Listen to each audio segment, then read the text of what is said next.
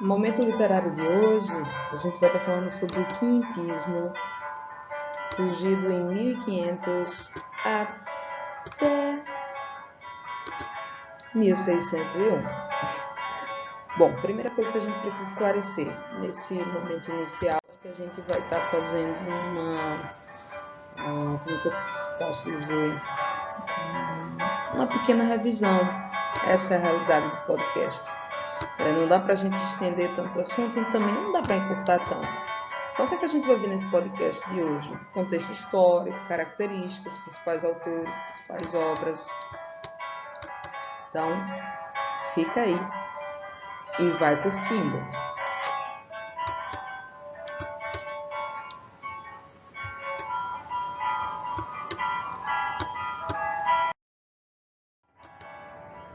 Século XVI, né, o marco referencial. Então, dentro do contexto histórico, o momento esteve marcado por grandes transformações e descobertas históricas.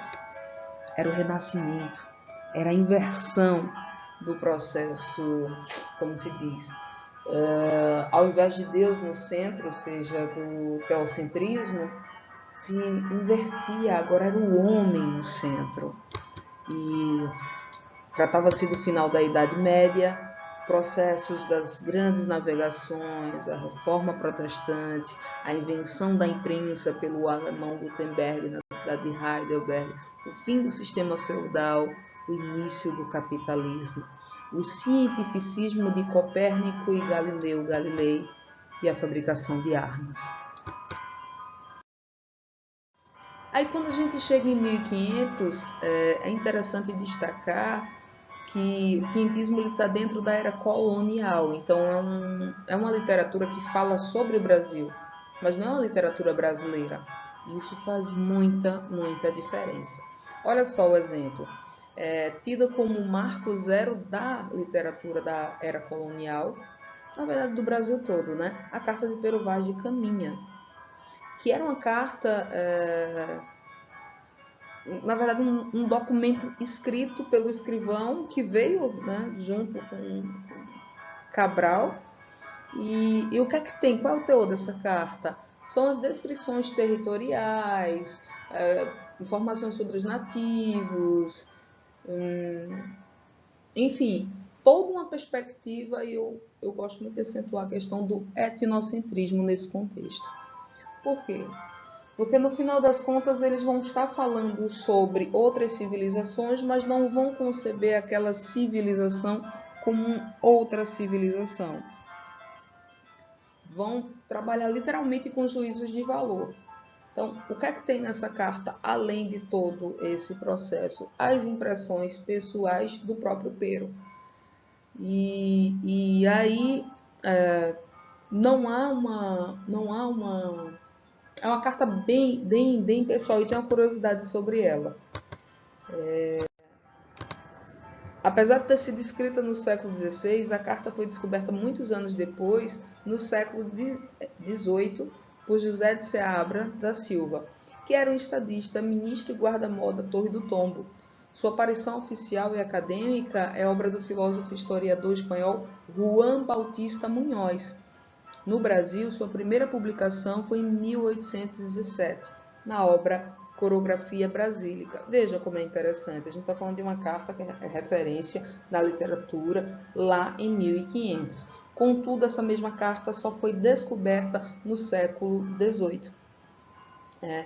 E aí, tida como esse marco referencial, vale destacar que as especificidades que eu citei ainda há pouco, a questão do eurocentrismo, né, ainda do etnocentrismo, tudo isso vai estar exposto nas características sobre esse tipo de literatura.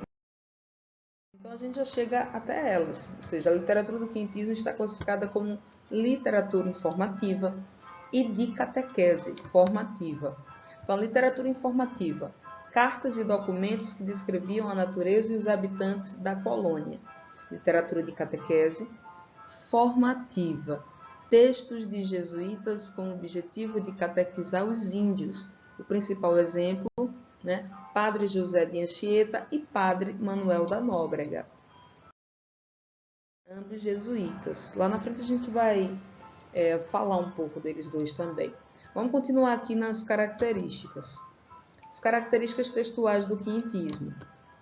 A gente mencionou agora, ainda há pouco, né, sobre a questão das descrições. Então, tratava-se dos relatos da Terra sem descoberta. É aí que a gente chega na questão do diário de bordo, nas primeiras informações sobre os nativos, o uso dos adjetivos exagerados sobre a colônia, com o objetivo de povoar o território, a linguagem didática, texto de jesuítas, para catequizar os índios ao catolicismo. A ideia da linguagem didática e simples, primeiro, na perspectiva de compreender o que esses nativos falavam e, aos poucos, o que se falava dentro daquele português para que fossem sendo catequizados tais nativos. Estamos aqui falando de sociedades bem distintas, sobretudo do ponto de vista da tradição oral e da tradição escrita, ou seja, sociedades ágrafas, os indígenas e sociedades gráficas, e já em um processo, né, bem que a gente pode colocar assim, de avanço. Contudo, não há sociedade atrasada, gente.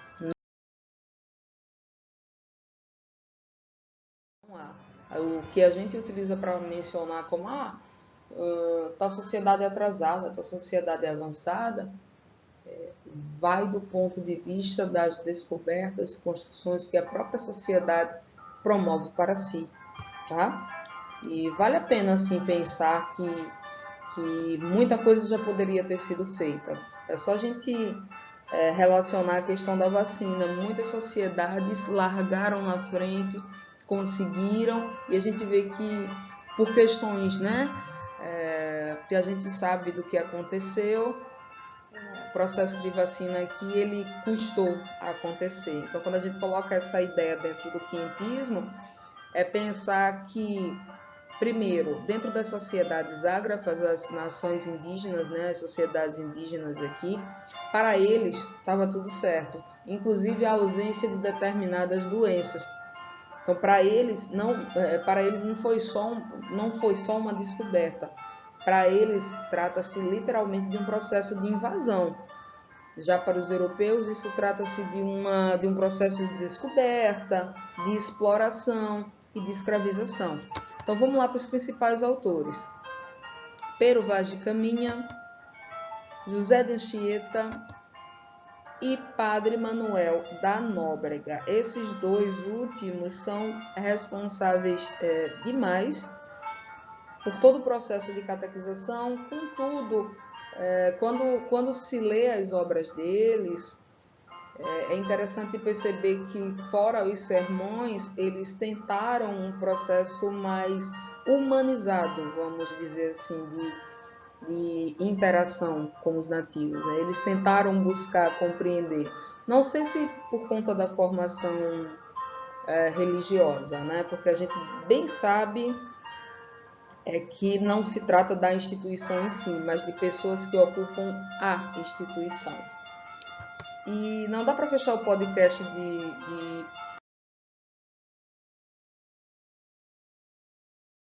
hoje, nesse primeiro momento, sem citar o Pero de Magalhães Gândavo. Como assim? Por quê? Simples. Foi historiador e cronista português do século XVI. É o autor da primeira história do Brasil. Trabalhou como professor de latim e escreveu o primeiro manual ortográfico da língua portuguesa. Trabalhou na transcrição de documentos na Torre do Tombo, em Lisboa. Na mesma torre que foi achada lá a carta, né, do Pero Vaz de Caminha. E foi nomeado provedor de uma fazenda na Bahia, onde permaneceu de 1565 a 1570, provavelmente visitando outras regiões do Brasil. Escreveu 2 textos sobre a colônia, Tratado da Província do Brasil e Tratado da Terra do Brasil. E também publicou em 1576 História da Província de Santa Cruz. E aí também não dá para fechar o podcast sem citar a questão do Hans Staden, né? Recomendo a leitura desse livro, né, Randstaden, Duas Viagens ao Brasil, porque é onde ele faz relatos, ou seja, trabalha com a etnografia. Ele foi um aventureiro mercenário alemão, né, do século XVI. Por 2 vezes, Staden esteve no Brasil, onde participou de combates nas capitanias de Pernambuco e São Vicente contra navegadores franceses e seus aliados indígenas, e onde passou 9 meses escravos dos índios tupinambás, que eram antropofagistas, eles devoravam pessoas, eram os famosos canibais. Então, Staden esteve sob o poder deles durante 9 meses. E nesse livro, Staden sempre destaca a ideia de que tá dentro de uma tribo canibal, você nunca sabe o que é que vai acontecer. Mas o fato é que o Hans, ele sobreviveu a esse processo, retornou à Alemanha e decidiu escrever tal obra que a nível europeu, ao ficar, né, conhecida, a ideia de selvagens se afunilou ainda mais. Né? Por isso que é interessante destacar e fazer esse ressalte, né, da visão eurocêntrica de que aqueles que pisaram aqui foram construindo ideias. E até hoje, se a gente chega aqui, século XXI, a gente praticamente não encontra uma literatura indígena escrita pelos indígenas, e por diversos motivos, né? Então, só para fechar o podcast de hoje, tem um pequeno resuminho.